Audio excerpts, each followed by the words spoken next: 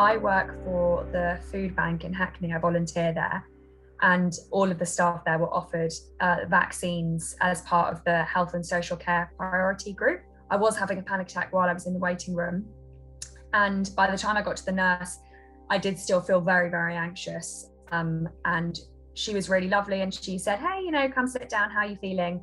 And I said, "Actually, I'm not feeling great." I was just honest with her, and I said, I've just had a panic attack. I still feel very anxious, and I just get very anxious about injections. And she was really lovely about it, and she, asked me what it was specifically that I was anxious about, because I think often people with needle phobia don't have the exact same fear. And for me, my anxiety is around feeling ill or feeling faint afterwards.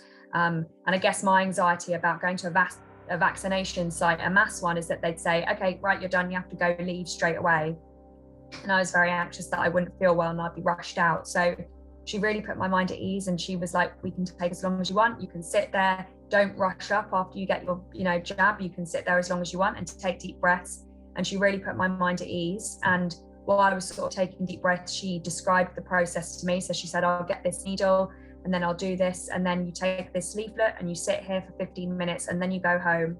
As is the way often with anxiety, the biggest fear that I had didn't end up happening. So I didn't even feel faint, let alone faint. So I didn't feel faint at all. And I went home and I felt quite tired afterwards, but I think that was because I'd had a panic attack. So I ended up getting an early night, and the next day I woke up and my arm was quite sore where the injection had gone in.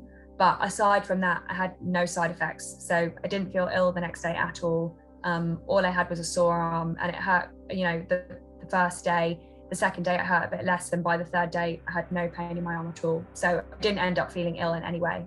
Make sure that you can be kind to yourself and prep yourself and say, this might be a bit unpleasant, but you're doing it for the greater good. And afterwards you can, you'll be protected against COVID. So